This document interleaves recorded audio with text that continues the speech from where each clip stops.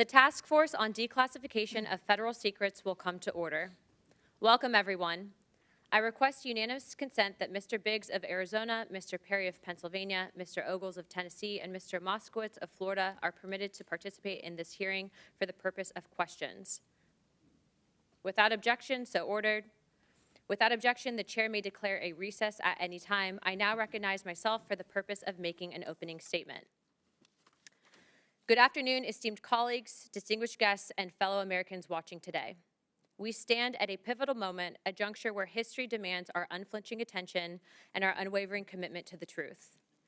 The assassination of President John F. Kennedy on November 22, 1963, remains one of the most defining and haunting events in our nation's history. For over 6 decades, questions have lingered, shrouded in secrecy and speculation. With the recent efforts made to declassify over 80,000 pages of classified documents, fighting against the request of redactions, combined with prior releases under the previous administration, we have an unprecedented opportunity to peel back the layers of the dark day and lay bare the facts for all to see. For the first time in years, we are seeing a complete cooperation between the U.S. government enterprise. Today marks a historical day in our nation's history. After over 80,000 pages were declassified by this administration and previous documents declassified under previous admins were located at the National Archives, it is time to present the findings to the American people so that they can determine the truth for themselves. What has been alarming to me is the amount of stonewalling the federal government put forward to hide this information from the American people. The days of overclassification in the name of national security is coming to an end. The revelations emerging from these files are nothing short of staggering, discoveries that challenge the long-held assumptions and raise profound questions about what we've been told happened on that day. Investigators poring over these pages have uncovered evidence that demands our scrutiny, evidence that suggests the official narrative may have been incomplete at best and at worst deliberately obscured. It has become apparent that in this investigation, some factions of the federal government did not want to be transparent. This type of perspective cannot exist in a free and fair society, and today we have called some great witnesses. To be quite honest, we had more, but for various reasons, those individuals did not want to come forward. I also understand the implications that this has on the family, and it is not our objective to reopen old wounds, but to ensure that what happened to President John F. Kennedy can never happen again in U.S. history.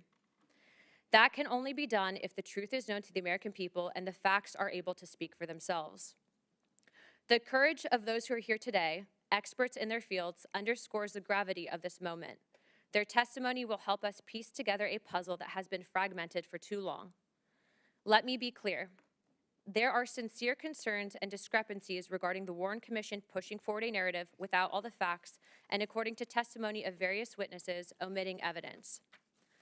I would also further argue that the handling of this investigation has largely contributed to the deep distrust the American people have had with the federal government and various intelligence agencies. It is those facts that I hope to present to the American people today. For years, we've relied on a report that, while maybe well-intentioned, was built on a foundation of omissions and half-truths. Now, with these newly declassified documents, we can confront those discrepancies, whether it's inconsistencies in witness accounts, overlooked intelligence, or the troubling indications of interference that investigators are just now bringing to light. This is not about rewriting history for the sake of sensation. It's about honoring our duty to the truth and to the citizens we serve. As we begin this hearing, I ask you to approach it with open minds and steadfast resolve. The American people have waited long enough. They deserve answers, not obstruction. They deserve a government that trusts them with the unvarnished reality, not one that hides behind locked vaults. What we uncover today may unsettle us, but it will also empower us to learn from the past to protect our future and to ensure that transparency triumphs over secrecy. Let us proceed with the seriousness this moment demands for the sake of justice, for the memory of President Kennedy, and for the soul of our republic. Thank you. I would like to now recognize Ranking Member Garcia for the purpose of making an opening statement. Well, thank you very much, Chairwoman Luna. Before I begin, I just want to just publicly first congratulate you on a, I think, tremendous effort, obviously, within the Congress and your support of new parents in the Congress. And I also want to recognize the hard work that many folks from our caucus as well participated in. But I think that was a very courageous step forward, so I want to just congratulate you on your success so far, and we look forward to the days ahead there. Now, I've been asked to serve as the ranking Democrat on this task force to ensure that we remain focused on transparency and have a focus on the truth. Now, declassification of historical documents and careful review of the research can always provide us new and meaningful information to the public on a variety of topics. Now, for this hearing, I do have some broad remarks about declassification, but I want to start with, I think, really grounding us in who President Kennedy was and some facts about the president and his legacy. Now, we know that President Kennedy's assassination was a defining moment in our history and a genuine trauma for millions of Americans and people across the world. It has been, of course, an object of interest for decades. It's also a very human tragedy. President Kennedy was a son, a father, a brother, and a husband, and we should never lose sight of his family, and they're having to revisit this moment over and over again, as of course it's an important moment in American history. And I also don't want to lose sight of President Kennedy's legacy. President Kennedy stood proudly for American leadership. He fought for values all over the world. In the face of Russian threats, he told the free people of Europe that he stood with them. And he told the world, of course, over and over again, that America would stand for peace and for justice. And I want to read a quote that he said that America would, quote, pay any price, bear any burden, meet any hardship, support any friend, oppose any foe to assure the survival and the success of liberty, end quote. We know he founded the Peace Corps, USAID, and his patience and restraint guided the world through the Cuban Missile Crisis. He reminded us that, and I quote, civility is not a weakness, and sincerity is always subject to proof, end quote. Of course, he broke barriers with our nation's first Catholic president, and in an inaugural address, he reminded us that we all have the power to abolish poverty as a single important mission of the United States and the world. He believed in service, he believed in government, and that government could achieve big things. He also, of course, fought for everyday things that Americans cared about. He fought for unions. He fought for federal workers to organize. He increased the minimum wage. And he laid the groundwork for the Civil Rights Act and called upon Americans to address the moral crisis of racial injustice. President Kennedy was actually the president that coined the phrase, a rising tide lifts all boats. It's a vision of the world, of course, where we all work together to make the country a better place for everyone. And I do not want to lose sight of his legacy in today's hearing or in any future conversations about this, of course, horrific moment in American history. His values are values that motivate us all to this day. Now, I also share the Chairwoman's interest in transparency, and in transparency in a variety of topics. We've worked together on various issues that relates to UAPs, other declassification issues, and we know that in the past, the government has overclassified documents. I think that is a known fact that we should all agree on. This has been a bipartisan priority and discussion for decades. Now, in the past, we've had the House Select Committee, of course, the JFK Records Act, and releases of records, including the most recent, of course, tens of thousands of pages that were recently released. We know that today our federal agencies obviously have in the past obscured information and key facts from the public for too long. Overclassification at the expense of transparency is something we should all take seriously, but also note that it's incredibly serious and a delicate subject.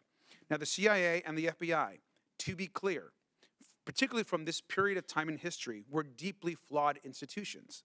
To be clear again, the CIA and the FBI routinely overclassified documents in many instances, not just on the subject of President Kennedy and the assassination, but in multiple other subjects as well. And so I think it's important that we understand that, particularly during this period of time, there was an overclassification of documents on a variety of subjects.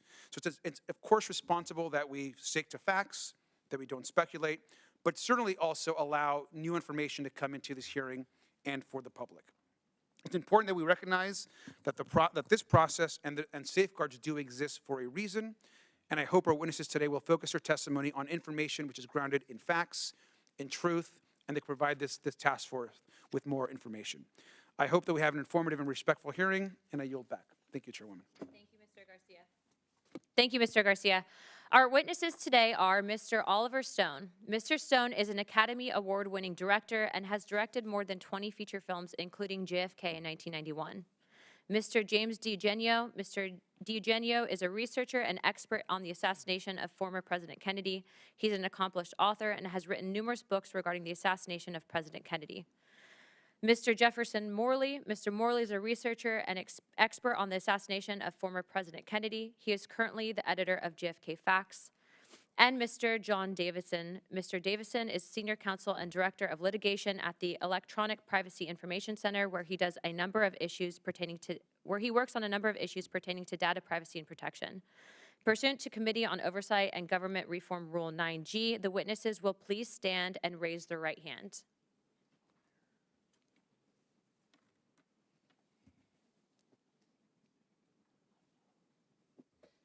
Do you solemnly swear or affirm that the testimony that you're about to give is the truth, the whole truth, and nothing but the truth, so help you God? Thank you. Let the record show that the witness answered in the affirmative. The task force certainly appreciates you for being here today, and we look forward to your testimony.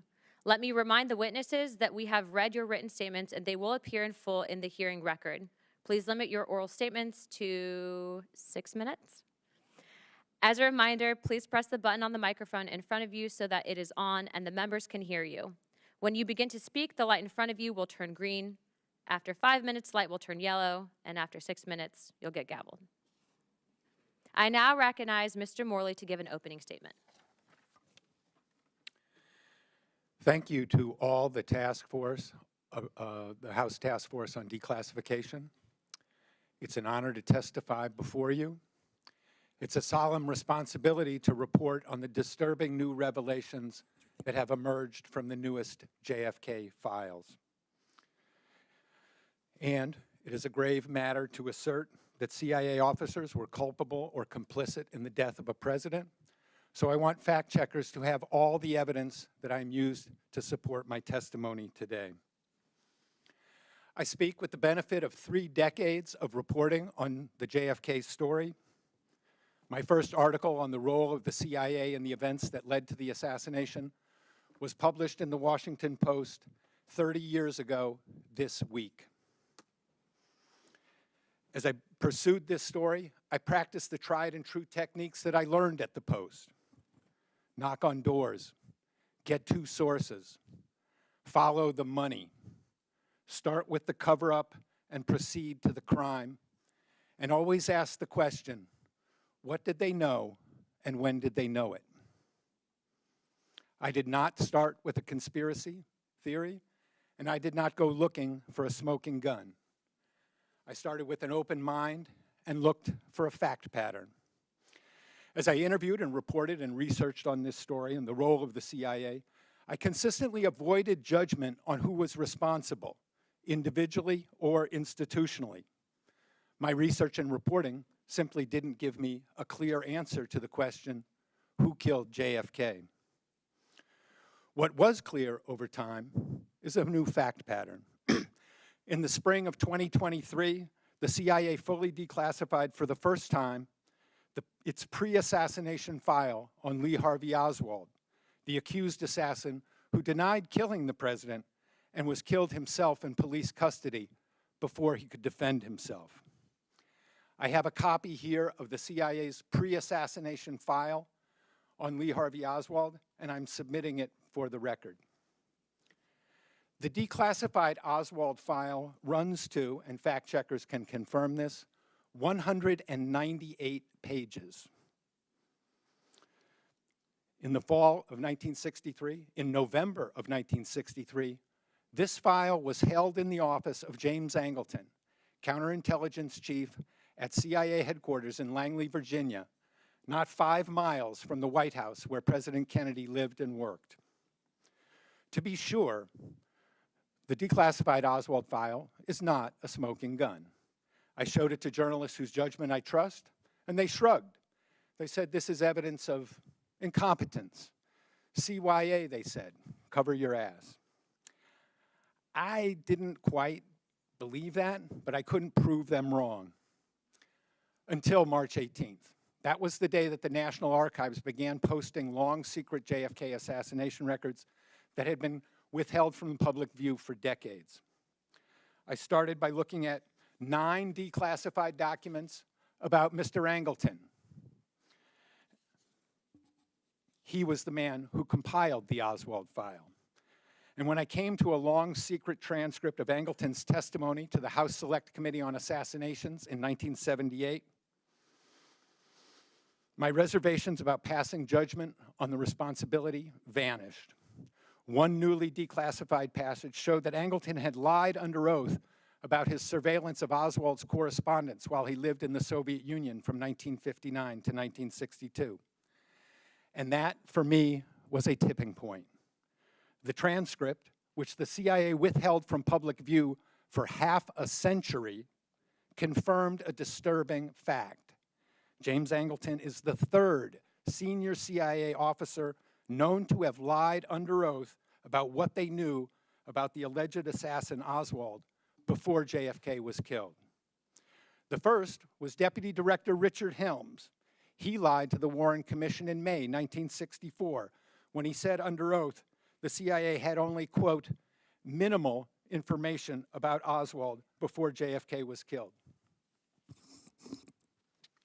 198 pages of information cannot be truthfully described as minimal. The second CIA officer who lied was George Ioannidis, chief of the Covert Action Branch of the Miami Station in 1963. His agents in the top-secret AMSPEL program generated propaganda about Oswald's pro-Castro activities both before and after the president was killed. 15 years later, in 1978, the CIA inserted Ioannidis into the House JFK investigation, and he blocked any investigation of contacts between Oswald and his AMSPEL agents. Obstructing Congress cannot be considered evidence of incompetence. And this is what I believe in summary. One false statement might be incompetence. A second false statement might be CYA for the first false statement. But 3 false statements by top CIA officers about Kennedy's accused killer, that is a pattern. It's a pattern of misconduct. It's a pattern of malfeasance. If 3 police officers lie about their knowledge of a homicide defendant, that cannot be considered exculpatory evidence. To the contrary, it shows guilty knowledge and criminal culpability. It is, in a word, incriminating. The new fact pattern leads to a new conclusion. We know now what they knew about Oswald and when they knew it. We know now that Richard Helms, James Angleton, and George Ioannidis were responsible for or complicit in the death of the president, either by criminal negligence or covert action. My recommendations to the task force are 1, secure and release the personnel file of George Ioannidis, and 2, ask the CIA to provide a public statement answering the question, why did these 3 men lie to JFK investigators? The answers will help fulfill the task force goal, the president's goal, and the people's goal of full and complete JFK disclosure. Thank you. I now recognize Mr. Stone for an opening statement.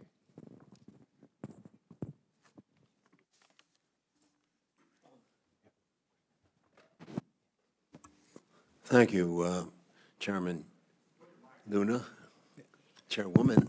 Yeah, it's a pleasure to be here. You know, I was here 33 years ago. I was sat in one of these rooms in Washington, and I told the congressmen and women about this movie I just made, JFK. And half of them were wondering what all the fuss was about. It was just a movie. And the other half were passionate in responding to the cries of their constituents that demanded no more national security reasons preventing this from getting to clarity on our president's assassination. The Warren Commission of 1964, as it turned out, got us to second base with a lot of unknowns. And what was that? Obfuscations. And it all got crazier and crazier, sides taken on this and on that, and what happened that awful day. It wasn't clear as to who the heck did this. Killed the president at high noon in Dealey Plaza in Dallas on November 22. And then year by grudging year, we learned in increments a little, but not much more. Often one step forward and 2 steps back. And now it's 2025. 58 years since Jack Kennedy was killed in '63. Repeat, almost 60 years. That's about 2 generations. Let's say from 1900 to 1960. As a result of the 1992 hearings that resulted from my film, in which I participated, Congress passed the JFK Records Act, which firmly said all the records out unless you have a strong reason to protest our national security. All the reasons, all the records out, which is exactly what this case was, a national security matter. Our president was killed. What is more important than that? Well, the Assassination Records Review Board really tried for a few years, till 1998, to get those records out. But they didn't get any cooperation, although mandated by law, from the Central Intelligence Agency, which operated and still operates as a taxpayer-funded intelligence agency that arrogantly considers itself outside our laws. They say things like, "We will get back to you on that," and they never do.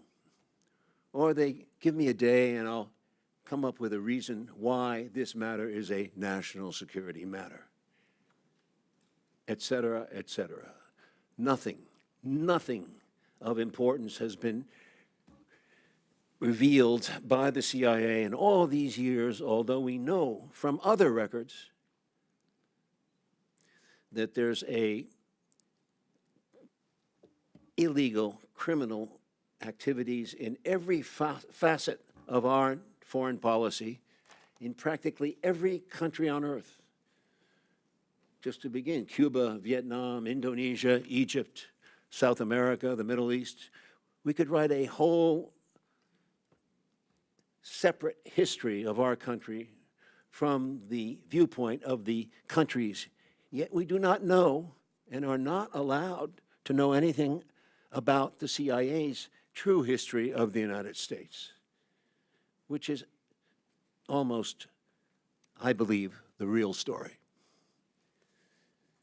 There are many people, some in this room today, who do care and remember the details and the clues. There are real people alive with the integrity of a true detective, like that of the fictional detective Sherlock Holmes, willing year by year to track this cold case, to not so much prove it or debunk it, but essentially to know if this so-called democracy of ours has a foundation or a future, a meaning or a purpose for our country, to mean something more than its wealth or its military might, to the people here and all over the world who loved President John Kennedy, who know he really wanted peace in our time. And by that, he said clearly in one of his greatest speeches,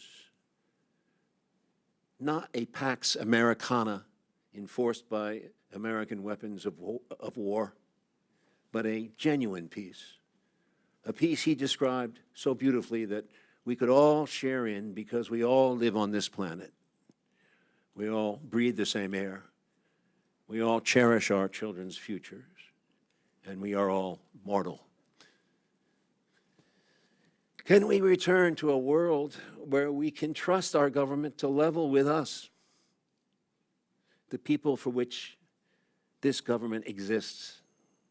And if some people in power betrayed our Constitution and chose the path of war over peace, let the rest of us see past the lies and let us hear what we think happened.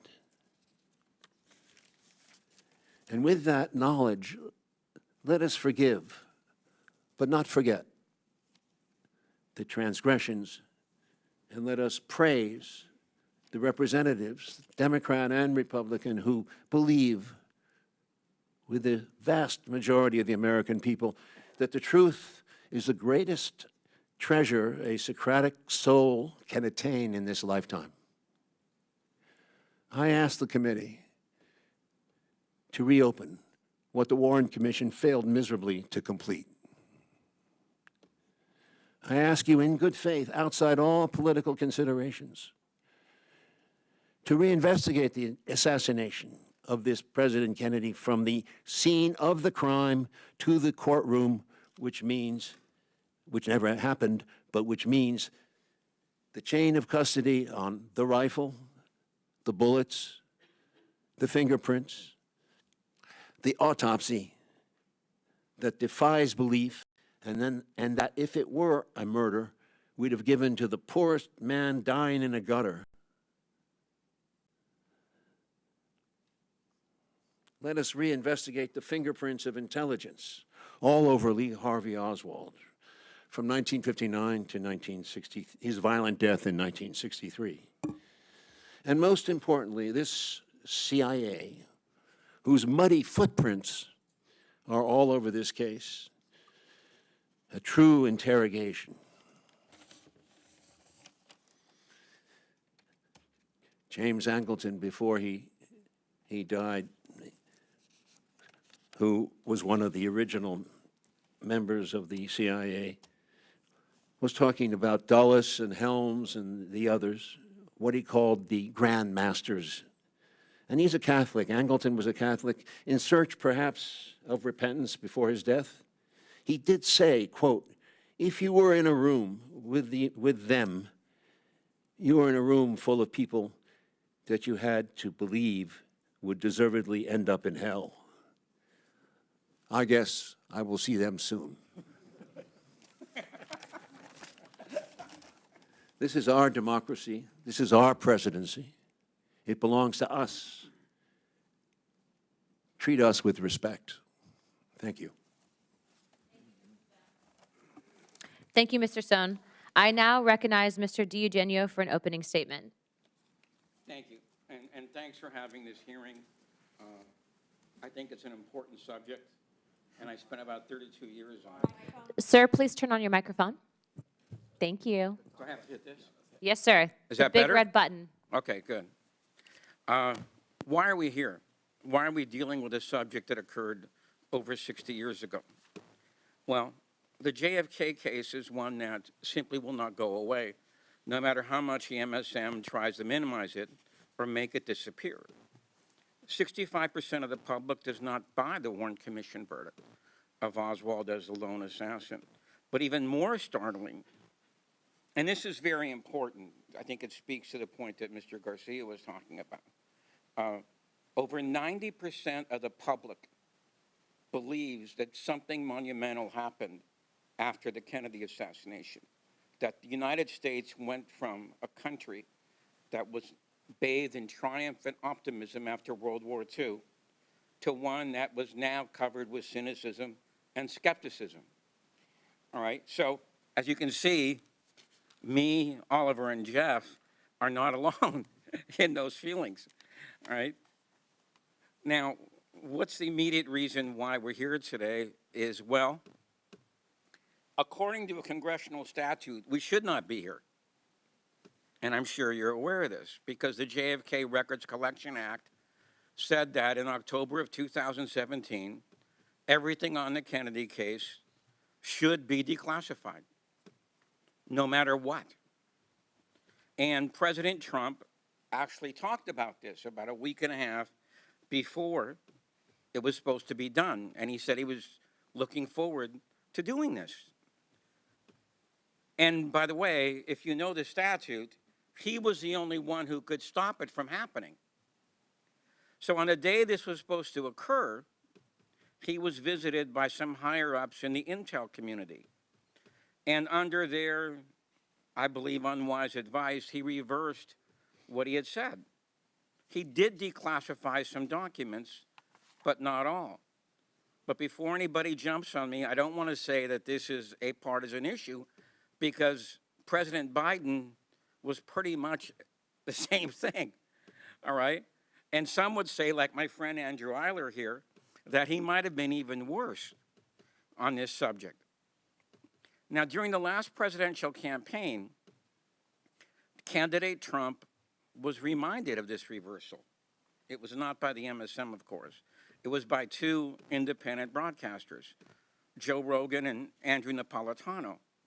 And I think this was the impetus for him to sign the executive order, which he did. And to his credit, he added the much ignored King case and the RFK case. Now this committee has decided to back that executive order up, which I think is salutary. So hopefully we will now see the final documents on the JFK released over 60 years after his assassination, and hopefully the beginning of an excavation on the RFK and the MLK cases. It's a cliche, but it's true. Secrecy is the enemy of democracy. It's the enemy of the Republican form of government. And an misinformed or uninformed public cannot make good decisions. And a compliant press helps cushion the public from that fact. And this process leads to a loss of belief in both the government and the media.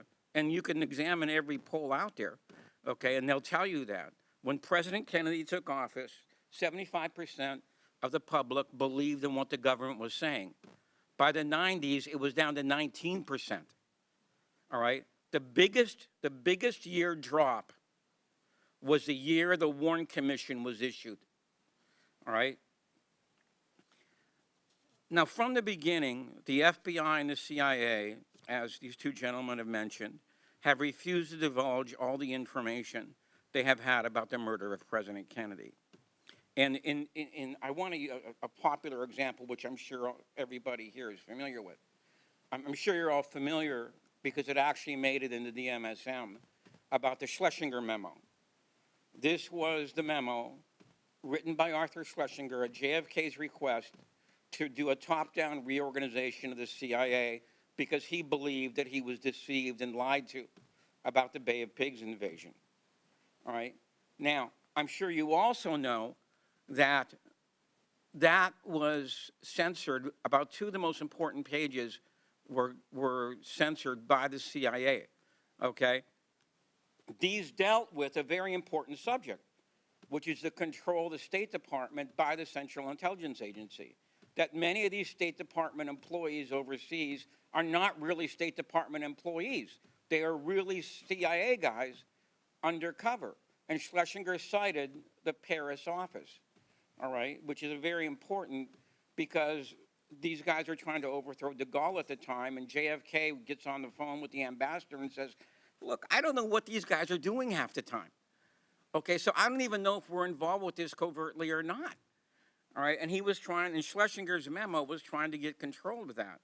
Now, my friend Andrew gave me, it's bad enough that the 2 pages were cut, but the CIA version of the Schlesinger memo, and you should all know this, the CIA version of the Schlesinger memo cut it by 60%, all right? And of the remaining pages, about 40% of those pages were totally redacted. And this is what I mean. How can you be an informed person when you don't even know this stuff? You know, when you have a first gatekeeper, in this case the Central Intelligence Agency, keeping you from the wishes of what JFK and Arthur Schlesinger were trying to do.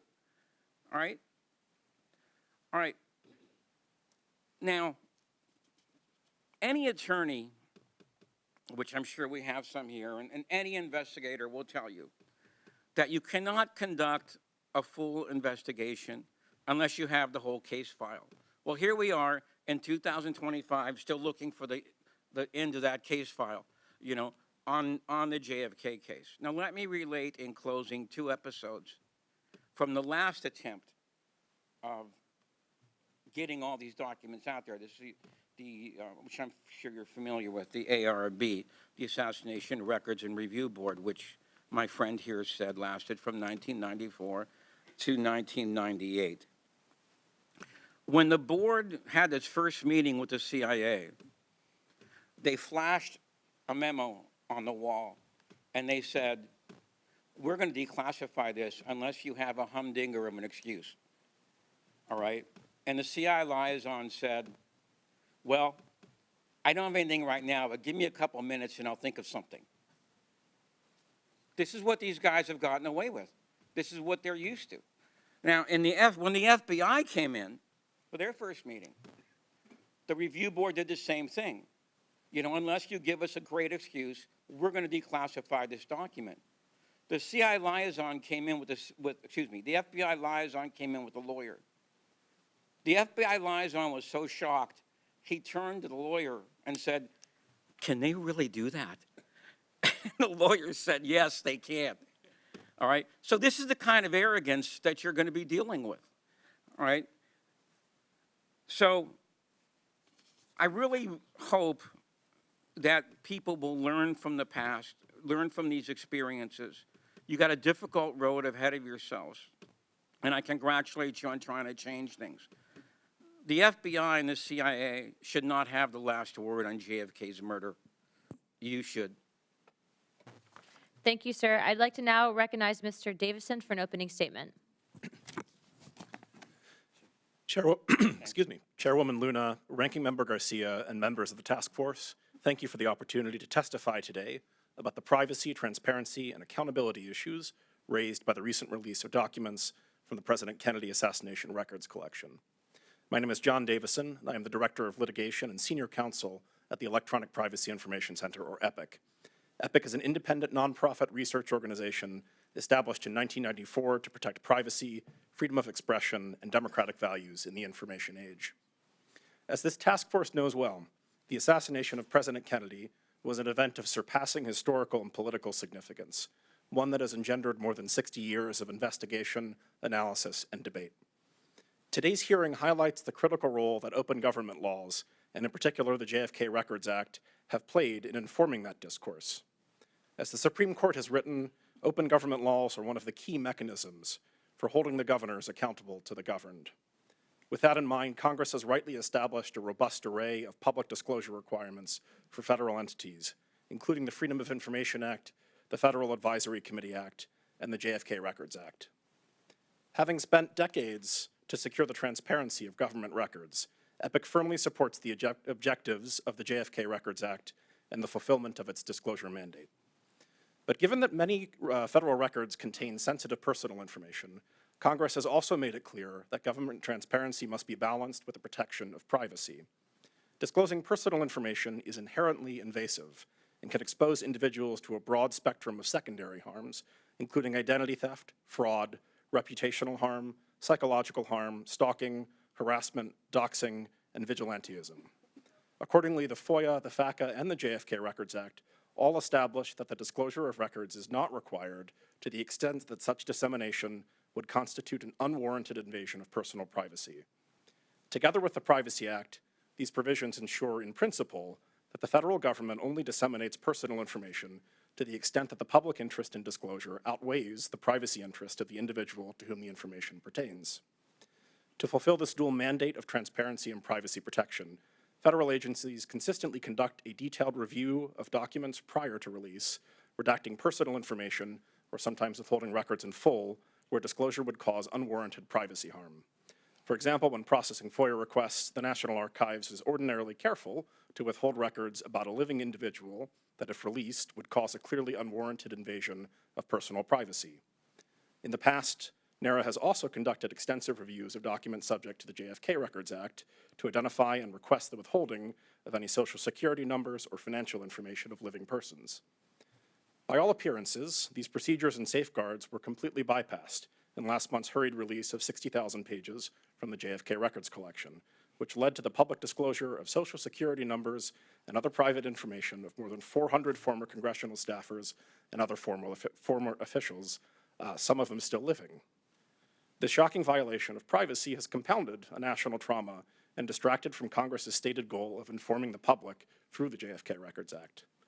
Security experts, as well as those directly harmed by the breach, have deemed it outrageous, sloppy, unprofessional, astonishing, foolish, incompetent, egregious, almost criminal, and a breach of a first-grade elementary level rule of security.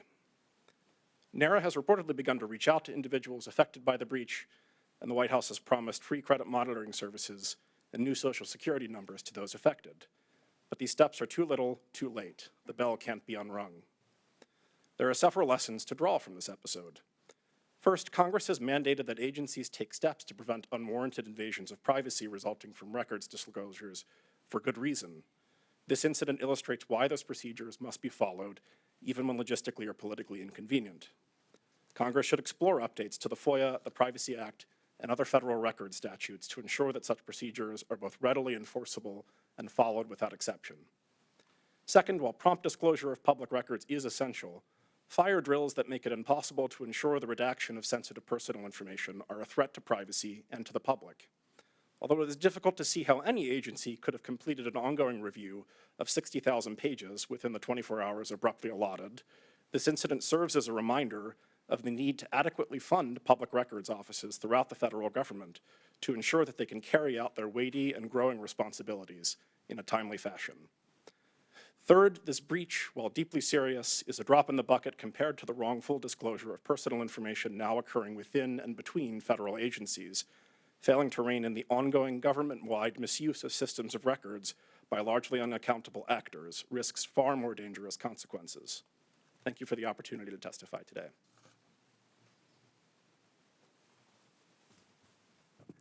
Thank you, sir. I now recognize myself for some questions. Mr. Morley, why do you say that the Oswald file was sitting on the desk of James Angleton a week before the assassination? Can you really prove that? Yes, I can. In the Oswald file, on page 254 and on page 275, you'll see a routing slip on 2 FBI reports about Oswald. And on November 15th, 1963, and November 14th, 1963, you'll see the initials JAR on the routing slip. That stands for Jane Atherton Roman. She was the liaison officer for Mr. Angleton. So when she signed for those 2 FBI reports, we have proof positive that they were on Mr. Angleton's desk. Are you saying that the 3 men, Angleton, Helms, and Joanides, plotted to kill the president? No, I am not saying that. I'm saying that they were engaged in covert activities related to Lee Harvey Oswald that have never been disclosed. And that's the imperative for the task force, to obtain those records of that secret operation. Real quick, I'd like to enter into the record a document that was actually one of these declassified documents of the CIA rejecting the lone gunman theory. Without objection, so ordered. Mr. Morley, who was George Joanides, and why do you emphasize the importance of getting this file? George Joanides was a career CIA officer. In 1963, he was chief of the Covert Action Branch of the Miami Station. His agents had contact with Oswald before the assassination. His agents in the top secret program, AMSPEL, generated propaganda about Oswald's pro-Castro activities both before and after the assassination. When Mr. Joanides was questioned by congressional investigators here on Capitol Hill in 1978, he was asked who was running these Cuban students who had all this contact with Oswald. The investigators had no idea that they were looking at the answer to their question.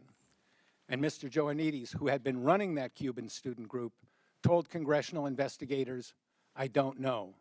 I'll get back to you."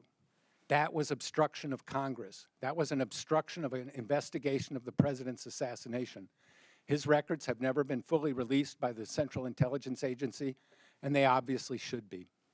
Mr. Morley, you actually had written an article specifically addressing a whistleblower that had reports at the CIA, potentially showing information that Oswald was in Mexico City. Can you speak more to that? I was approached a few years ago by a man who had worked inside the CIA, had a very high security clearance.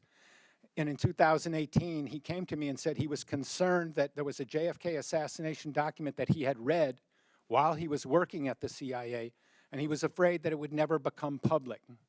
The man was taking considerable legal risk by talking to me. He was talking about classified or potentially classified information.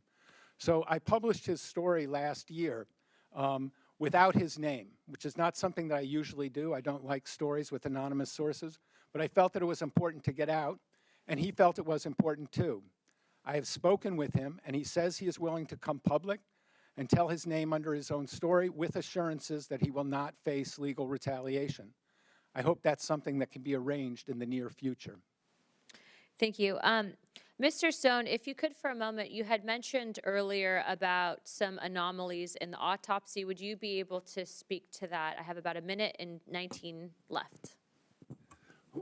One of the things that we did in our documentary, JFK Revisited in 2021, was show as much as we could about the autopsy, including the fact that there are 40 people still alive, as far as I know, who witnessed at Parkland and at Bethesda a large gaping wound in the back of President Kennedy's right head, indicating a shot from the front that blew out the rear of his, and they all point, if you look, there's a picture, they all point to the same place on camera, right here, in the back of his head.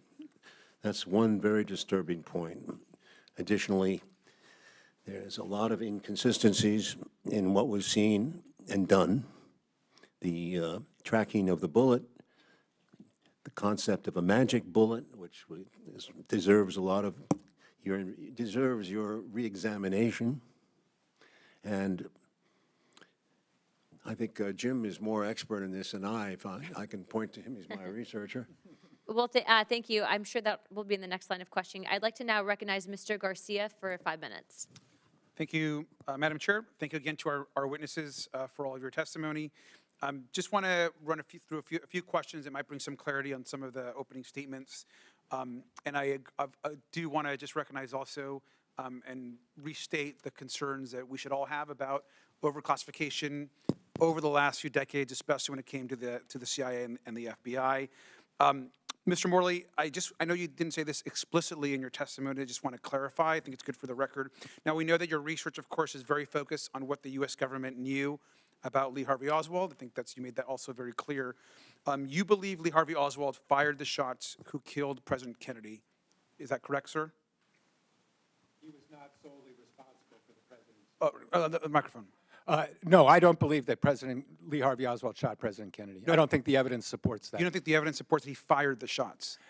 He might have fired a gun. He was not the intellectual author of the president's death. Okay, and I wanted to clarify, because I think the firing of the shots, just wanted to clarify that you do believe that he fired the shots. No, I don't. Okay, That has not been determined by the evidence. Okay, well, I want to just get you to clarify that. Now, I want to also just say a few points. You, Mr. Morley, you have said that the CIA was not forthcoming with Congress in past investigations, correct, sir? Yes. Okay.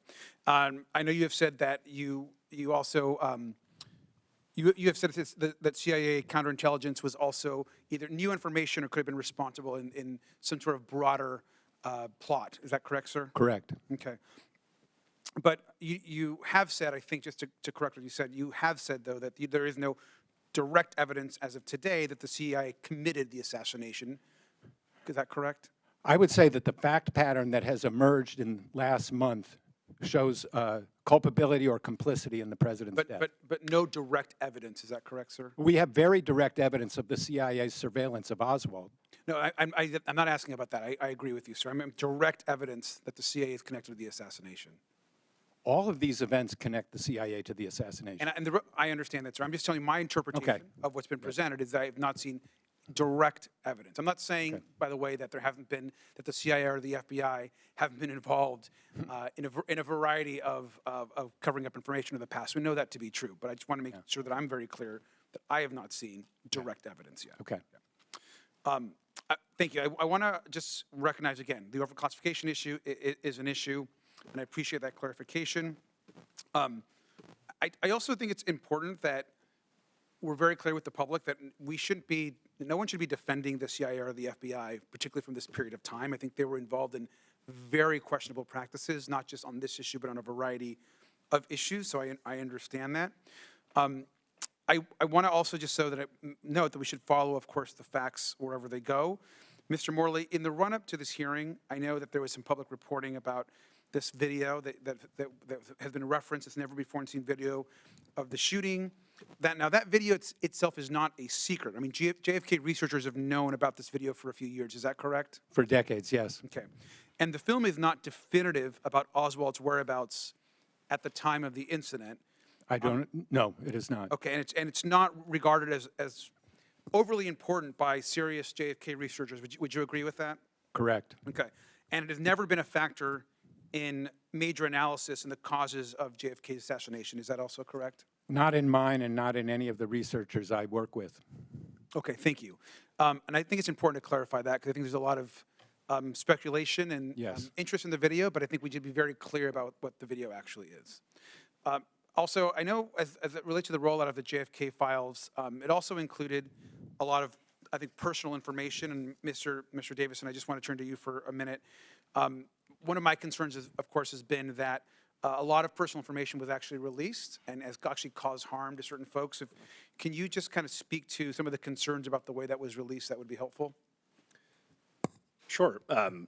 So the National Archives was aware, as was the National Security Council from public reporting, that these records contained a substantial amount of personal information, including Social Security numbers, which are consistently redacted in public records requests and in prior disclosures under the JFK Records Act, and proceeded to complete this rollout with a sort of abrupt 24-hour deadline at the end without taking the steps that are ordinarily taken to redact that information and to ensure that privacy is protected.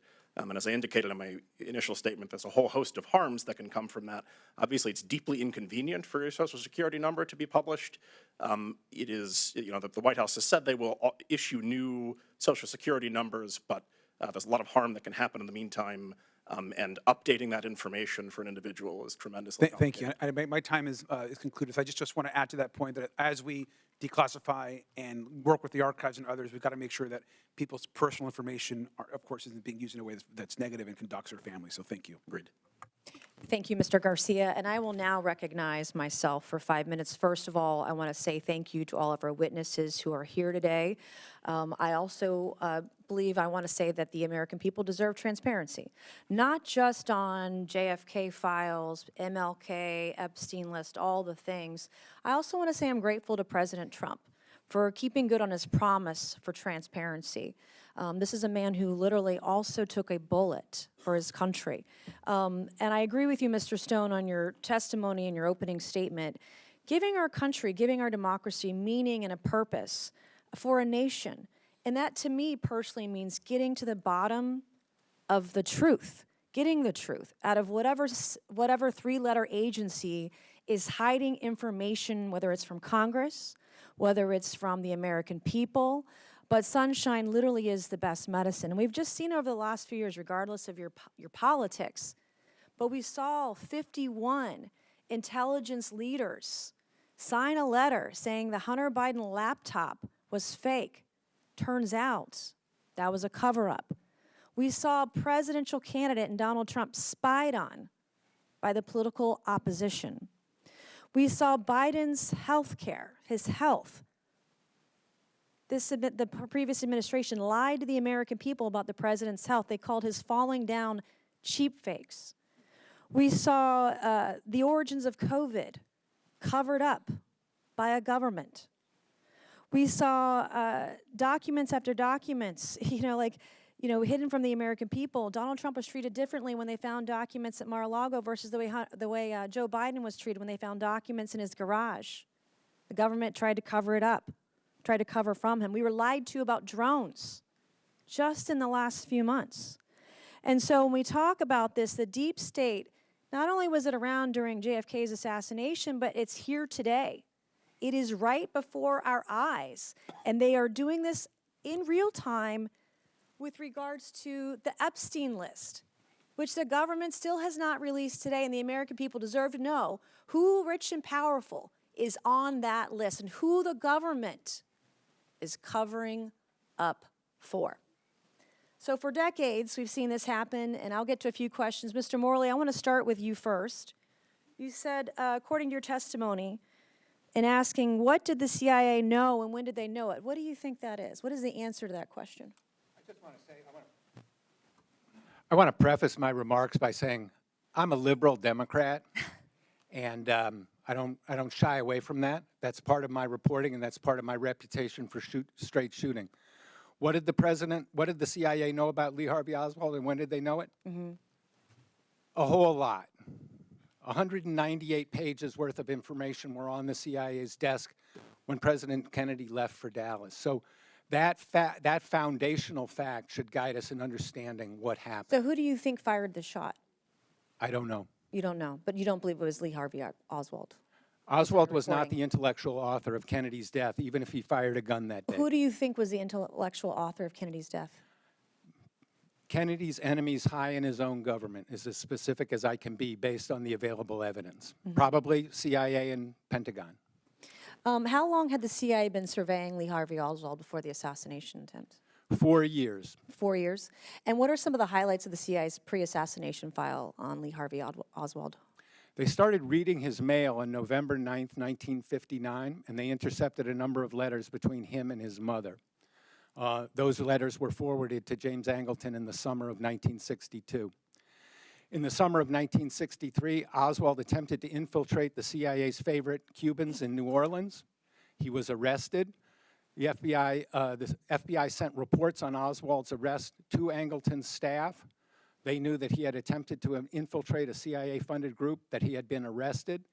And then they learned that he had attempted to travel to Cuba, a violation of U.S. law at the time, and he had made contact with a KGB officer in Mexico City. Okay, Mr. Morley, did the CIA or FBI have intelligence prior to the assassination of President Kennedy that Lee Harvey Oswald intended to kill him? No, Did the FBI did not either?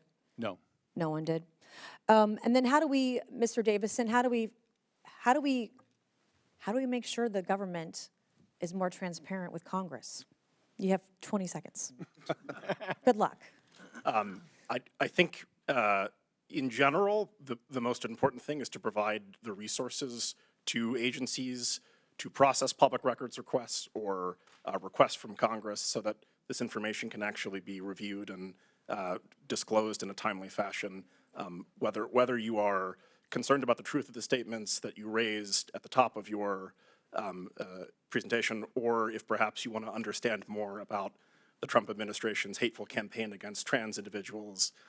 Either way, you would require more resources for public records disclosure and requests. Okay, and just for clarification, Mr. Morley, this is about as nonpartisan as this committee gets. So, good job. Thank you. I'll now recognize Congressman Christian Morphy for 5 minutes. Thank you, Madam Chair. President Kennedy's grandson, Jack Schlossberg, said, "Conspiracies surrounding JFK's death have shifted focus away from the important lessons of his life and the critical issues of the moment." So I'd like to focus a little bit on some of those lessons and issues. Mr. Deugenio, it's the start of baseball season. Go Cubs. So let's begin with JFK's 1960 letter to Jackie Robinson, in which JFK highlighted Robinson's role in the civil rights struggle. JFK said, quote, "I believe I understand and appreciate your role in continuing the struggle to fulfill America's promise of equal opportunity for all. Just last month, President Trump bizarrely ordered DOD to purge its website of all references to black history, black veterans, and even the reference to Jackie Robinson's own military service.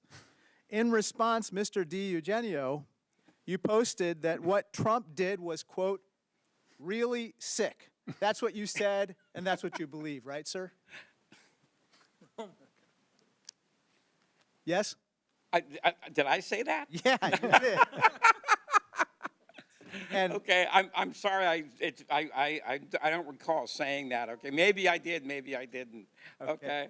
Yeah, it's I right wish here. you'd have This is given your me tweet. before so I could have looked at it.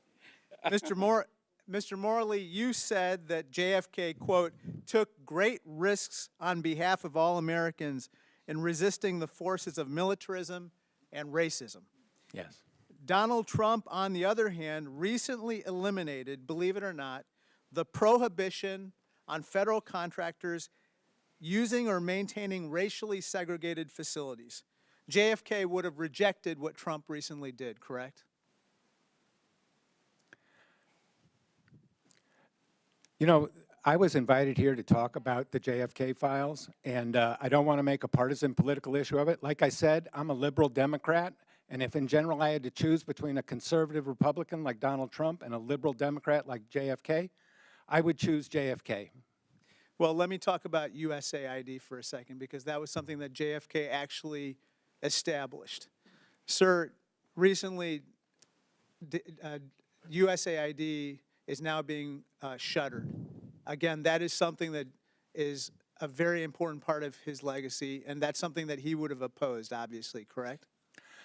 I think President Kennedy would have said that no government agency is sacrosanct, and I'm sure he would have said that any federal agency that should be abolished should be done in consultation between the President and Congress. And that hasn't been done here, yes, sir? Not that I know of.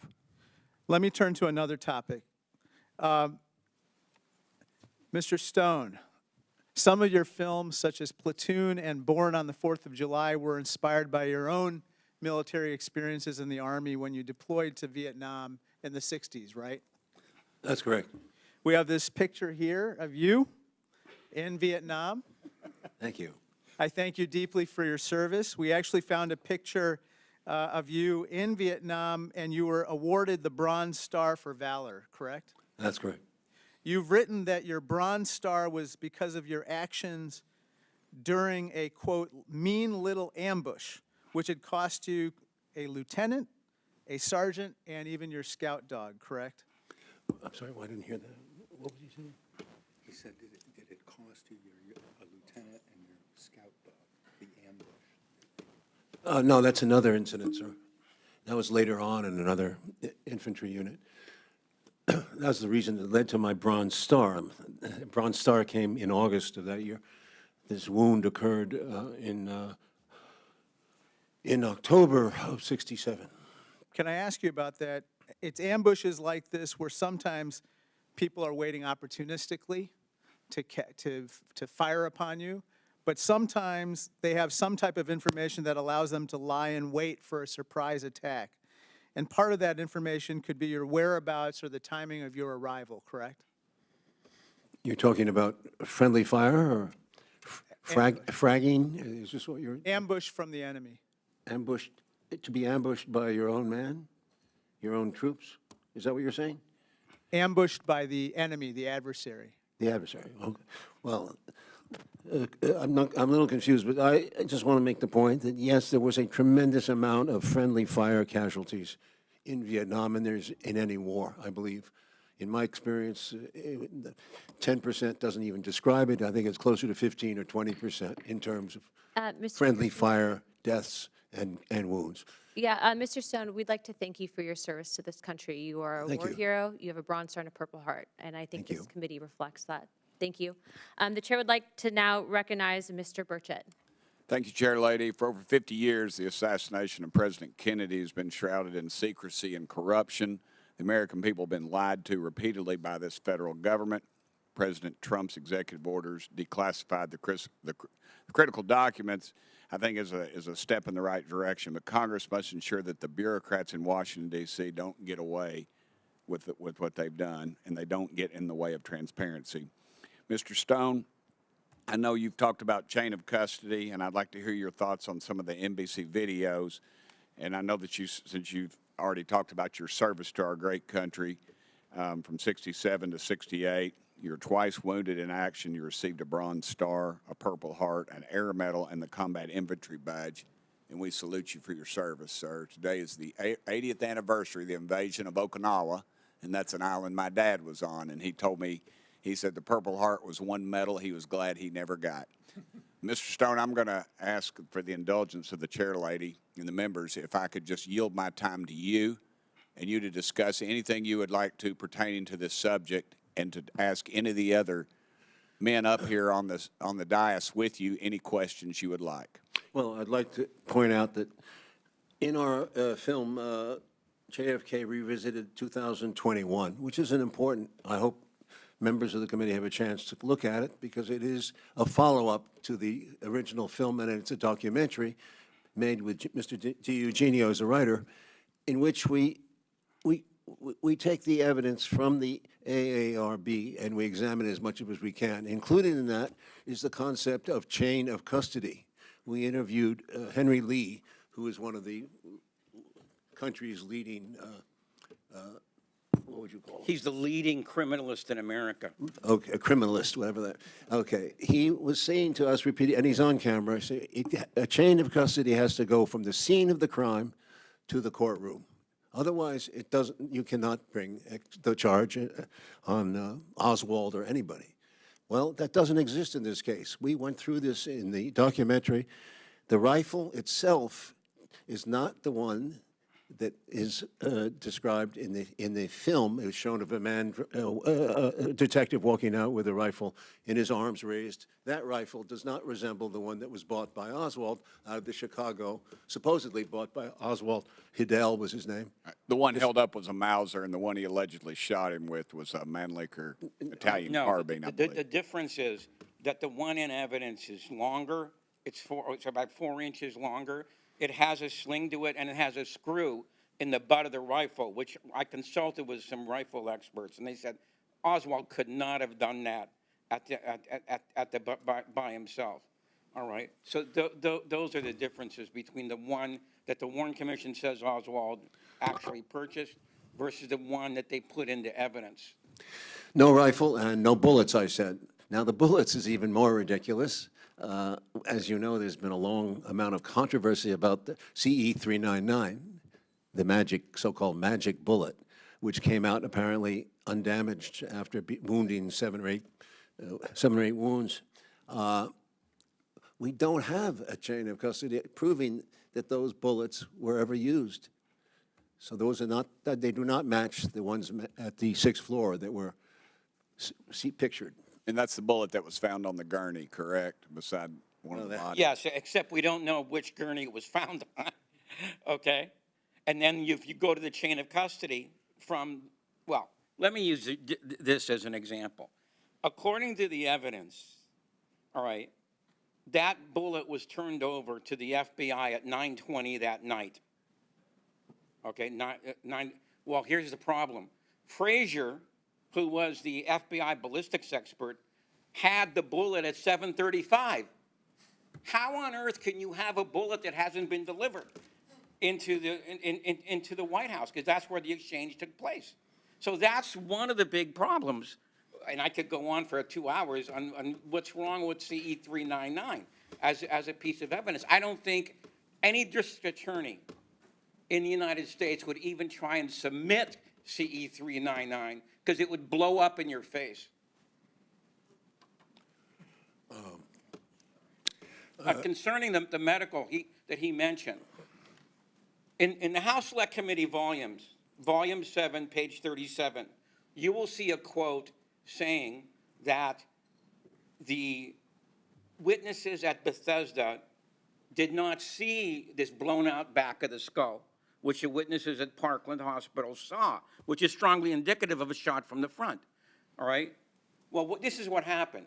When the ARB declassified all the medical files from the House Select Committee on Assassinations, that turned out to be a lie, because as many people at Bethesda saw this blown out back of the skull as saw it at Parkland. There's, I think, 21 and 21, so you have a grand total of 42 people. Can 42 people all be wrong? You know? I mean, that just defies imagination. 435 people are often wrong, but that's Congress. Thank you, Mr. Burchett. Ms. Lee, you're now recognized for 5 minutes. Thank you, Madam Chair, and our Ranking Member Garcia for convening today's hearing, and thank you so much for the witnesses for being here. I don't want this task force to get drawn too far down the conspiracy theory rabbit hole. when we convene these hearings, because the reality of the CIA's past action is troubling on its own. This dump of documents alone showed evidence of illegal surveillance, break-ins, overstepping of authority. We've even got specific instructions on how to wiretap, including how to use certain chemicals to create markings on phones to tip off spies. But we already knew this was happening. We knew that the CIA committed human rights abuses and illegally surveilled people, which is why the work declassifying these documents is so important. We've got to have transparency, right? So that we can learn to do better, so that we can hold agencies accountable. But being reckless with this sensitive information is also not the way to do it. Declassifying documents around the assassinations of President Kennedy and Martin Luther King Jr. is a serious matter, and we owe it to the American people to get it right. Unfortunately, the rollout of documents we've seen so far has been sloppy and rushed. The release didn't really give us a smoking gun, but it did produce a plenty of collateral damage. Trump's actions have jeopardized the safety and security of hundreds of former congressional and federal employees by releasing their social security numbers and personal information to the public. And for what? To score political points by rushing the release. Many of the people whose personal information has been exposed are rightfully afraid about their identities being stolen and about threats to their personal safety. And people identified in the documents are already being forced to get new social security numbers at a time when President Trump is literally dismantling the agency that administers them. Mr. Davidson, President Trump ordered the declassification and release of tens of thousands of pages within 24 hours. Do you think that that was problematic? And if so, why? Thank you for the question. It was. Going back to January, there, of course, was the executive order requiring the disclosure of all the records in the collection. My understanding is that the process was playing out, that the archives was conducting the review it needed to determine what few bits of these records needed to be redacted to protect, among other things, the privacy of individuals whose information was contained therein. And then that process was short-circuited. And despite awareness at the National Security Council and the archives that the disclosure of these records would cause tangible privacy harm, the rollout was conducted without redactions all the same, leading to the situation where hundreds of social security numbers have been disclosed, creating a quite scary and alarming situation for those whose numbers were implicated, who now have to rush to place freezes on their credit accounts, if they're issued new social security numbers, to update all of that information with all of their various accounts and creditors and so forth. So it is a serious issue for the people affected, and it could have been avoided with just a little bit more due diligence of the sort that the archives normally exercises. Yeah, so is there a way that Trump could have protected that personal information? Is there a way that the president could have protected that information? Yeah, by going through the ordinary process of reviewing these documents and dictating that these particular social security numbers and other sensitive financial pieces of information would not be disclosed with the records. Certainly, thank you. Mr. Morley, as someone who's read through all of the documents, do you think that the documents could have been better organized so it was more accessible to more people? I want to say that the release of the social security numbers and other personal information was unprofessional, reckless, careless. I'm the vice president of the Mary Farrell Foundation, which sponsors the largest online archive of JFK, RFK, and MLK records. And I was authorized by the president to release this statement about the social security numbers. While the MFF is an advocate of full transparency and the JFK Records Act make no exception for such information, we are electing to redact all the social security numbers in these records, unlike seemingly mundane document details, which sometimes do add to the history of the case. Yeah. Social security numbers add nothing of value and expose their holders to possible identity theft. Accordingly, when we put these particular documents online in the coming weeks, we will be adding our own redactions to them. We will not be redacting other information. Most other data is long. Certainly, Mr. Morley. Thank you so much for adding that. Yeah. I just want to be clear. An open and transparent federal government is essential for public trust, and declassification is a good thing. There is a way to do this. It is important that we are not sloppy, that we are not rushing things, that we are not doing things in just a haphazard way, as we've seen with so many things that DOJ and the administration has touched. What we want is for this information to be out. We want people to understand the past. Our agencies, the CIA, we need to do it right. With that, I yield back.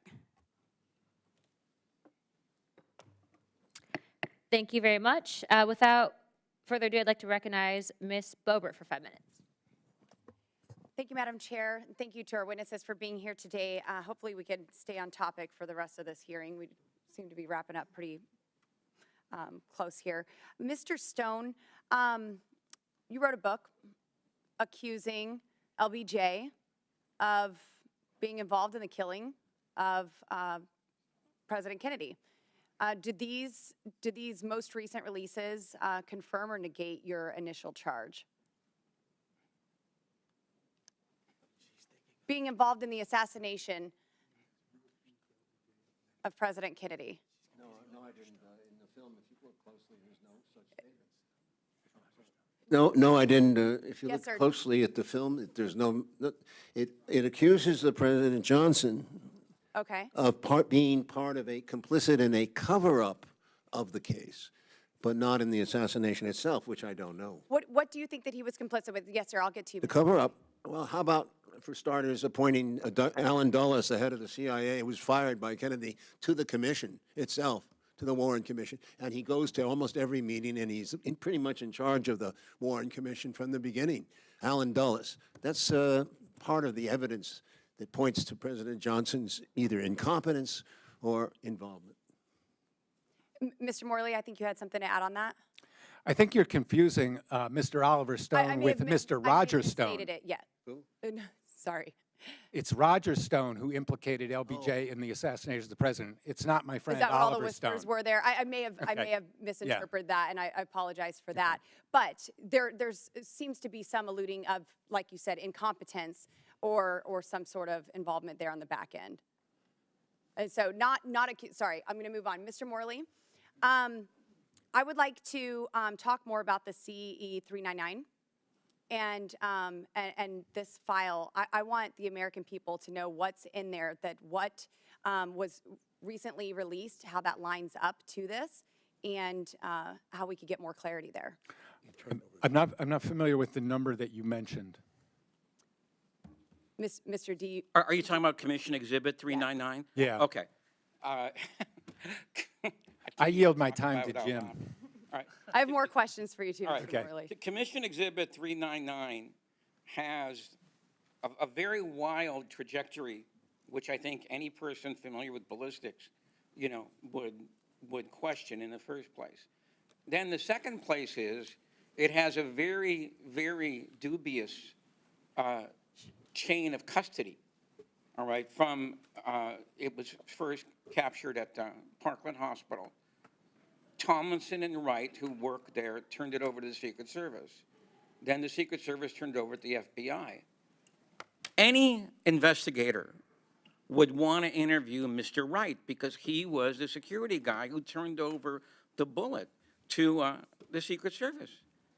Well, Wright was not interviewed, and there's a good reason he wasn't interviewed. When Josiah Thompson was writing his book, 6 Seconds in Dallas, he interviewed O.P. Wright, who was the director of security at the at Parkland Hospital. And he said, yeah, I'm the guy who gave and Thompson put up a picture of CE 399 in front of him. And Wright said, they say that's the bullet that I turned over to the Secret Service? And he said, yes. And he says, no, I did not turn over that bullet. And he opened up the drawer, okay, and because he was in charge of the whole security thing, and he pulled out a bullet and says, this is the kind of bullet that it wasn't a hunting round, okay, all right? And so he said, and he was, by the way, he was so stupefied that after the interview, he chased Thompson down the hallway. And he said, are you sure that's the bullet I said, that they said I turned over? And he said, yes. And he just shook his head. I can't believe, he couldn't believe it. Thank you. I would love to go into that deeper, but Mr. Morley, before my time is up, why do you believe that the CIA was surveilling Lee Harvey Oswald in the years before JFK's assassination, and what methods did the CIA use in this surveillance? One of the documents that was released last month revealed that when Angleton put people on the list for intercepting their mail, his purpose was to approach them to be a contact or a source. So I believe that Angleton, when he put Oswald under mail surveillance, was considering using him as a contact, as a source. The means of surveillance that were used were first mail surveillance, and then Oswald came under photographic surveillance, wiretap surveillance, and contact with CIA-funded groups. Thank you. Madam Chair, I yield. I now recognize Ms. Crockett for 5 minutes.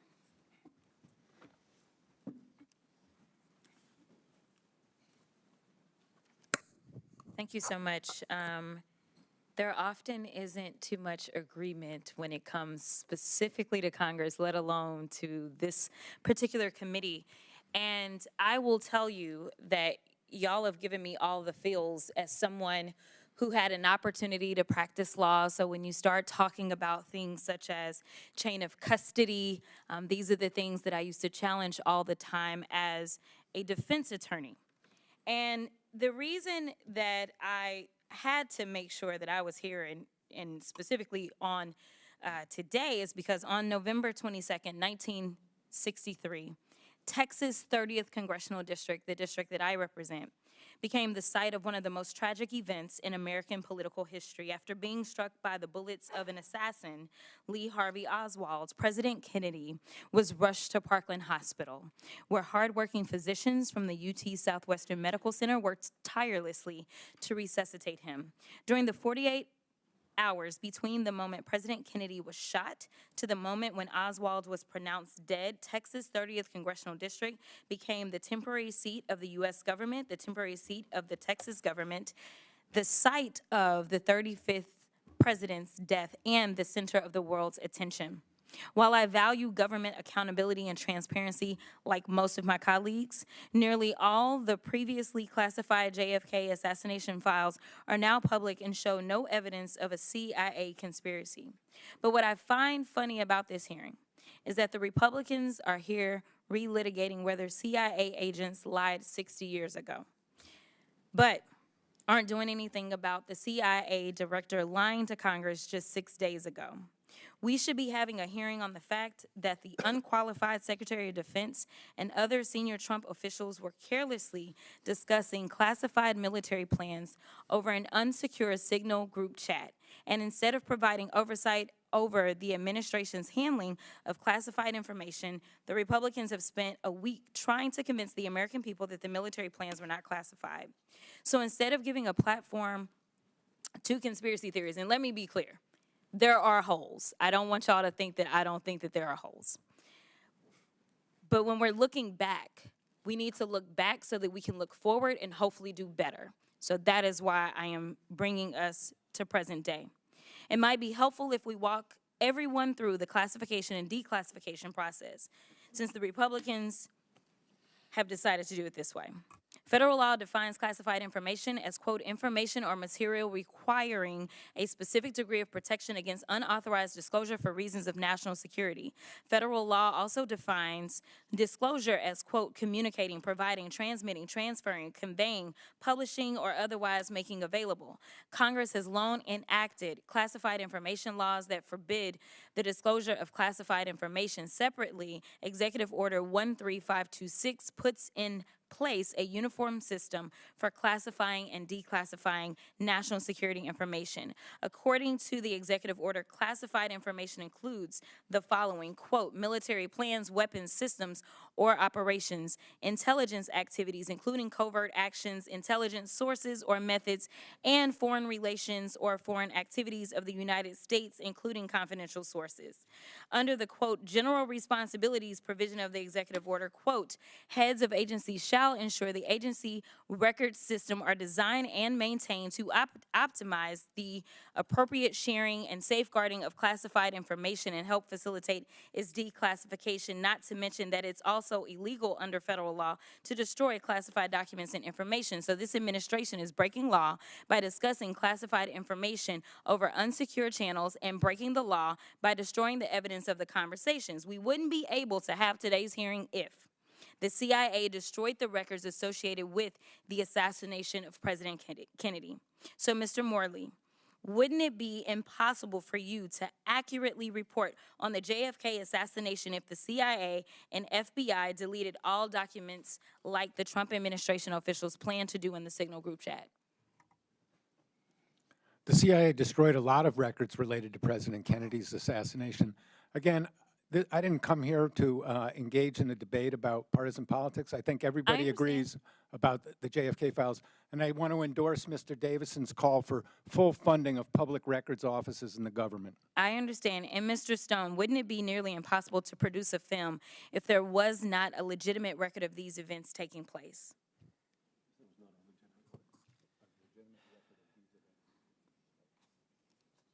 Well, that's a very good question. Not really. Oh, I'm sorry. That's a very good question. Not really. I mean, the events unfolded as they did, and right away, from day one, people were pointing out inconsistencies, way before there was an official record of this. Thank you. With that, I will yield.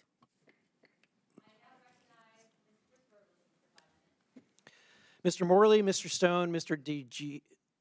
Deugenio, I just want to say thank you for being here, taking time out of your day, and I want to apologize that not everyone on this hearing seems to want to use this time to its fullest extent. And so I want to start by saying thank you, Mr. Stone.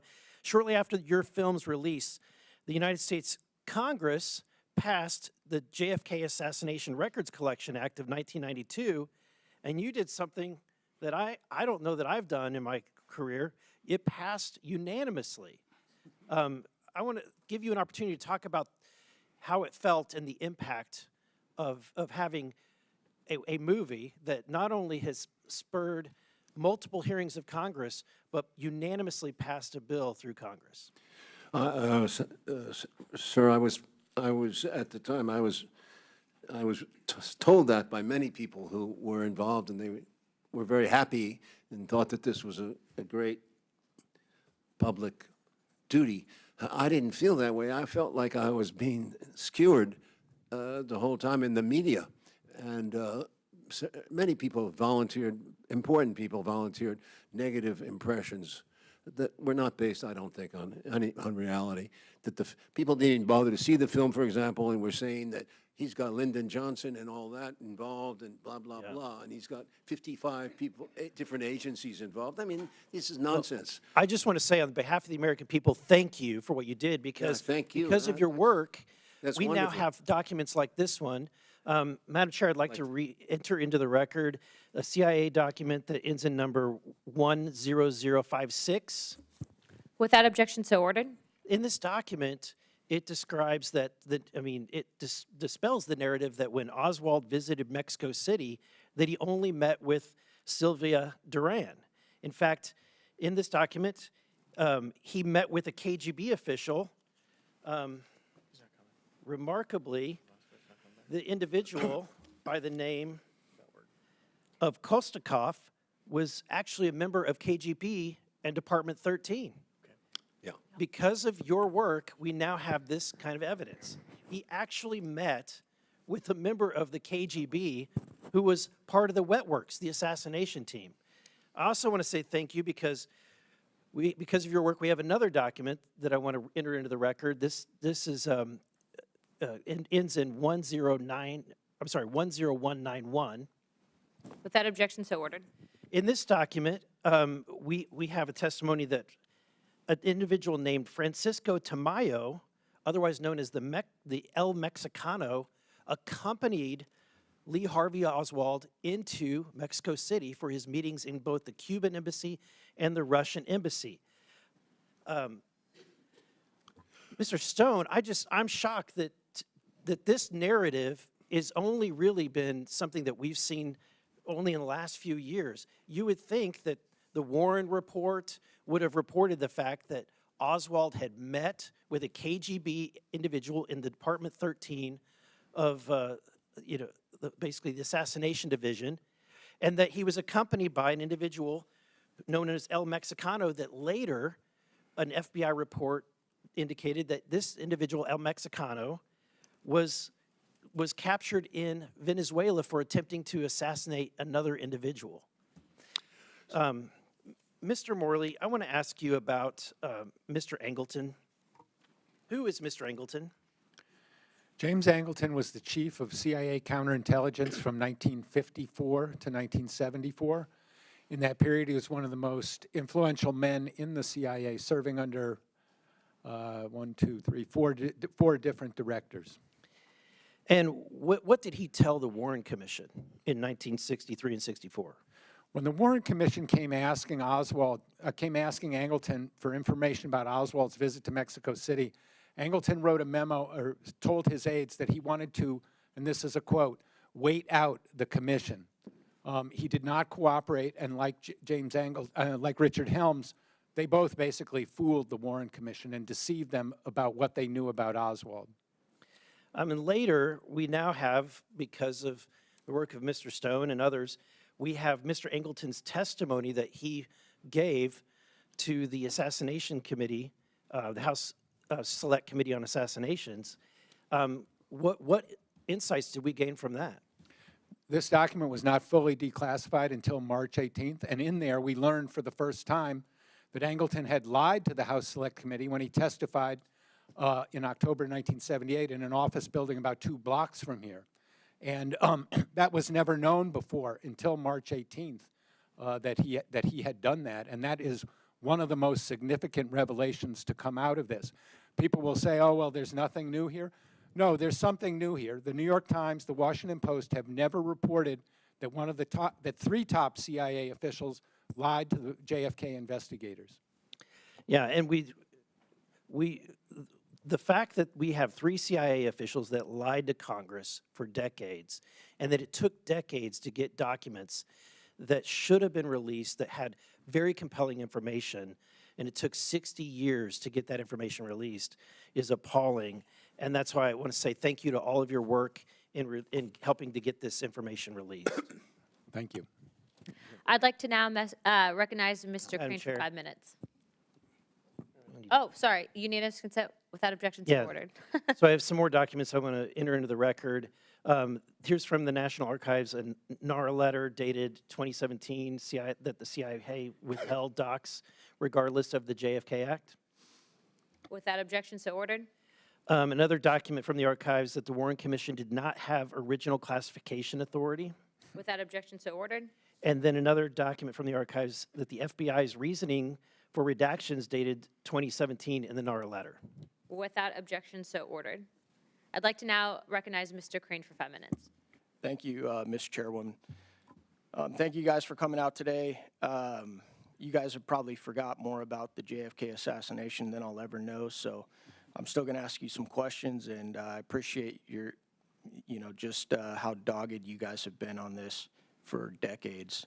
Mr. Morley, I want to start with you. What is the most interesting information you found in this newest release of documents on the assassination of President Kennedy? The 9 memos about James Angleton that were fully declassified on March 18th is the most important collection that I've seen so far. There is a lot of information that has come out. Jim mentioned the Arthur Schlesinger memo. That really sets the stage for the alienation between the Kennedy White House and the CIA that lasted for the rest of Kennedy's presidency. So I would say that the Angleton memos and the Schlesinger memo are the most important things I've seen so far. Thank you. Mr. Morley, do you believe that Oswald was recruited and being handled as a source for the CIA? I believe Oswald was an agent of influence who was manipulated by the CIA. Okay. And as I was going through some research, one of the things that I found interesting, and please correct me if I'm mistaken here, any of you guys on the panel, but Mr. Underhill, who was a CIA agent himself, who apparently left D.C. the days after the assassination in a hurry, Gary Underhill then confided in a friend that a clique within the CIA had assassinated Kennedy. He also told his friends that he may need to leave the country and that he feared for his life. Mr. Underhill was then found dead 6 months later. I'm going to start with you, Mr. Morley. Do you find those types of stories surrounding Mr. Underhill to be credible? Mr. Underhill was hardly alone in suspecting CIA involvement of the assassination. President Harry Truman suspected it, President Johnson suspected it, and President Richard Nixon suspected it. So I think that Gary Underhill was a man who worked in the intelligence community and was in a position to know something. His story's not confirmed, but it's consistent with what lots of other people thought. What was his title? Do you remember, Mr. Morley? He was not a CIA employee. He was an arms dealer who assisted CIA in acquiring weapons and, shipping them. Do you know how he died, Mr. Morley? I don't know anything more than was reported in the documents. Mr. Deugenio, do you know how he died? Deugenio. Sorry about that. You're not the first one. Yeah. Do you know how he died, sir? Mr. Underhill.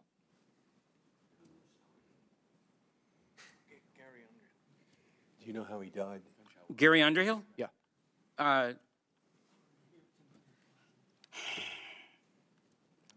Gary Underhill his body was discovered by his friend Asher Burns, who was a magazine writer at the time. And the door was open, ajar a little, and Burns entered the room, and he thought Underhill was sleeping. But as he approached the body, he saw that there was a hole, a bullet hole in his head, all right? Asher Burns was so disgusted by the investigation that came after that he didn't even want to talk about what had happened.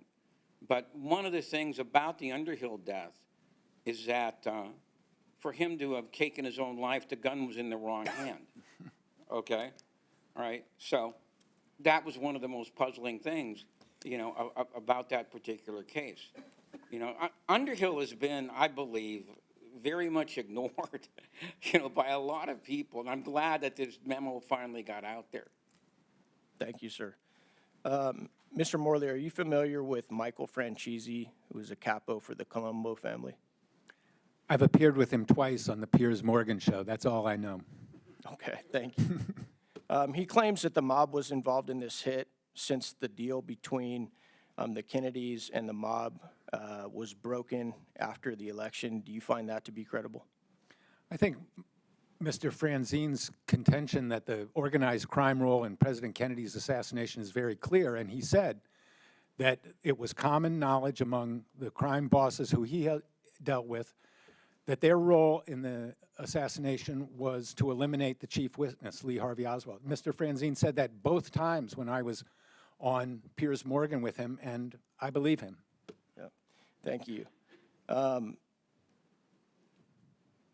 This question is more based on the future, or I should say the present day. After 2 assassination attempts of President Trump within the last year, and the little that we now know about Thomas Crooks and Ryan Ruth, do any of you guys on the panel believe that we are seeing history repeat itself?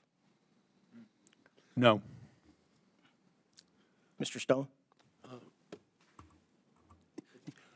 I express my own surprise that so little do we still know about Mr. Crooks and the other assassination attempt.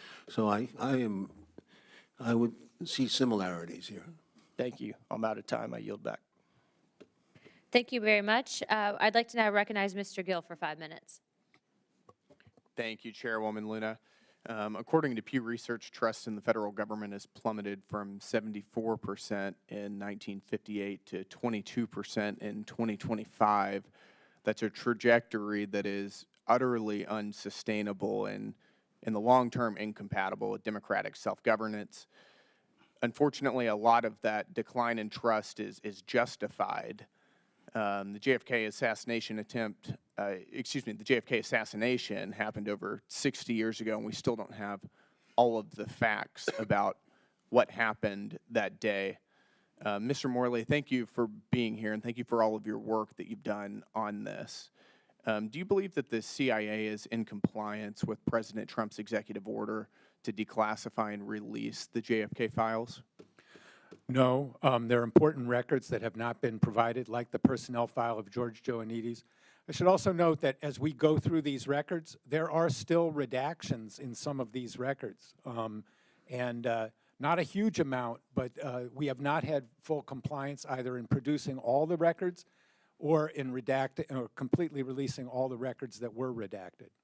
And for the record, how many of the JFK files has the CIA released since the executive order was issued? The figure of 80,000 pages is accurate as far as we can tell, and that's information from several thousand documents. Are those from the CIA specifically? Most of the records that were released last month, about 80% of them were from the CIA. Okay. And how many documents do you believe the CIA still has that either haven't been released or are overly redacted? Since we haven't seen them, it's hard to put a number on it, but I would put the number in the hundreds. Okay. Hundreds of documents. Hundreds, okay. And you are one of the foremost researchers on this topic. In your opinion, since the Warren Commission, has the federal government been forthcoming with information related to the JFK assassination? No. All of this information could have been released a long time ago. By law, all of it should have been released 8 years ago. So the attitude of obstruction and obfuscation from the CIA started on November 22nd, 1963, when CIA officers started lying about what the CIA knew. And that attitude, unfortunately, has continued to the present day. And we've had several congressional investigations related to these files. During those inquiries, in your estimation, do you believe that any FBI, CIA, or other government officials have lied under oath or deliberately misled investigators? In my remarks, I identified 3 of them who definitely lied. It's beyond reasonable doubt. Counterintelligence Chief Angleton, Director Helms, and Branch Chief George Ioannidis. Mm-hmm. And given the amount of uncertainty that we have related to these files, do you believe that there's information that we'll never know about because, for instance, maybe the information has already been permanently deleted or the figures involved have died? I'm actually optimistic that we can get to the bottom of this matter. We have a new attitude on the part of the government. We have President Trump's executive order, which strengthens the existing mandates of the JFK Records Act. So I think if the task force and the public and the Congress apply pressure and demand this material, we can get it and we can reach a decisive clarification about the causes of President Kennedy's assassination. Thank you, and I'd like to yield the balance of my time to the chairwoman. Thank you very much, Mr. Gill.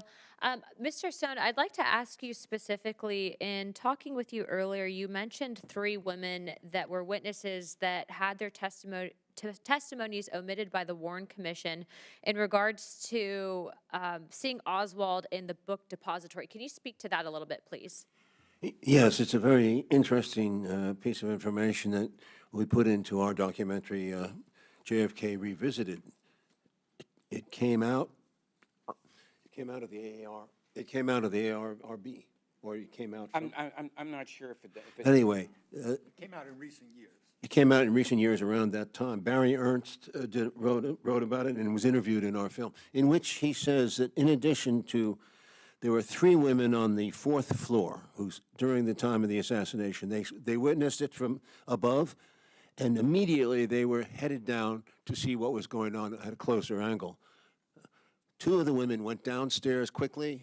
The 3rd woman, Dorothy Garner, who was a supervisor, an older woman, watched them go down the stairs. They were down, all this happened within 30 seconds. Oswald was if he was on the 6th floor, which I sincerely doubt, had to be a track star to store the weapon, to run across the floor and go down those same stairs, and appear as he did to Marion Baker in the 2nd floor lunchroom. All of this was highly unlikely, and I think that should be addressed. 2 of the women are still alive. No, Victoria Adams passed away. I think Sandy Stiles is still alive. The Garner, it's called the Stroud document, and it has Garner's testimony in it. all right? This was discovered by writer Barry Ernest in 1999 as a result of the ARB, all right? And it turned out that the Texas Attorney General, Stroud, had talked to Garner, the supervisor, and sent this information to the Warren Commission in the summer of 1964. But you won't find it in any of the Warren Commission volumes, even though it's a kind of important piece of evidence, because Garner said that, you know, she never saw Oswald on the stairs, and the two girls went down before the policeman and the supervisor Roy Truly came up. So it's very hard to believe that Oswald was tearing down those stairs, you know, and this woman never saw him. Mr. Stone, sorry, lots of Oswald today. Mr. Stone, one of my last questions for you before we wrap up this hearing. Would you recommend that the task force send a letter requesting NBC make a clear copy of the film? Certainly, that'd be very interesting. Mr. Deugenio and I saw a film of a potential Oswald watching the motorcade go by, which means that he was downstairs at the time of the shooting, and that would be very interesting to see. We couldn't say for sure that was Oswald, but it's a man who looks like him. So I think it would be a very good idea for the task force to subpoena NBC, which has the original film. Yes, they supposedly have the original, yeah. They have the original film. They've refused it twice to be shown. Yes. And if this task force could easily get that, and the American public should have a right to judge for itself who was standing there. First of all, I would like to thank our witnesses for being here today.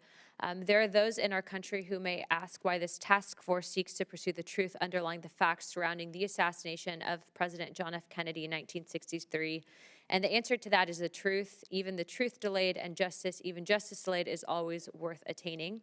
And the men and women who have sought answers regarding the assassination of the American President John F. Kennedy for all the world to see have been obstructed and hampered by our own government for over 60 years. This hearing is not meant to provide a definitive explanation of the Kennedy assassination. This hearing demonstrates, however, that the CIA and other components of the federal government have not been honest with the American people that they are meant to serve up until recent efforts. And the American people must hold these agencies accountable, and they can. I've invited Mr. Stone, a filmmaker, to this hearing because he did just that, motivating Congress in the 1990s to pass a law that began the declassification process. And I'd like to applaud our president for continuing this process as he promised to do so. Researchers like Mr. Morley and Mr. Deugenio have provided new information that helped bring light to some of the darkest days in American history. And I would like to thank the witnesses again and applaud their work. The search for truth continues, and the task force will pursue this at any price. I'd also like to note that we are planning on sending a letter to NBC requesting what you've recommended, Mr. Stone. Before I wrap it up, I would just like to say, do you guys have any statements in closing for the American people? I would just like to thank you, Chairwoman Luna, for your aggressive, action-oriented approach to this issue. While we diverge politically, it's been a pleasure to work with you, and your leadership is important on this. Like I said before, I think we are making progress. Thank you. Mr. Stone or Mr. Deugenio? Thank you, Chairwoman. I really admire what you're doing, and I wish you the best of success. Mr. Deugenio? I think one of the things that the committee should do is talk to some of the people who were on the ARB so you can understand just how difficult it was for them and why they couldn't complete their job. All right, I certainly hope that this committee does complete that job, and finally, 62 years later, we'll know everything the government did know about the. One thing that the gentleman down here asked about, see, very few people know there were 3 attempts on JFK's life in November, okay? There was one in Chicago, there was one in Tampa, and then there was the successful one, in in Dallas. The Chicago attempt so much resembles what happened in Dallas that if the Secret Service would have given all those records over, okay, then the Dallas one might have been prevented. At the one in Tampa, that one, there was just the opposite of Dallas. You had wall-to-wall Secret Service, FBI, et cetera. And Kennedy was so happy that he got away, that he stayed after at the Floridian Hotel and insisted on shaking hands with every single officer that was involved in that attempt, all right? So these are some of the records that are still out there. Thank you very much, Mr. Deugenio. And Mr. Davidson? And I'll just thank you again for the opportunity to testify and to encourage the task force again to take all steps possible as this process moves forward to ensure the protection of the privacy of individuals who are named in these records and to ensure that federal public records offices have the resources they need to provide valuable public information to the public in a timely fashion. Absolutely. I know that, although I do not speak for this administration, that I know that everyone is well aware of the Social Securities and working to the best of their ability to ensure that those people are taken care of. So that is being looked into on our end. Without further ado, without objection, all members have 5 legislative days within this to submit materials and to submit additional witnesses or written questions for the witnesses, which will be forwarded to the witnesses for response. If there are no further business, without objection, the task force stands adjourned. Thank you.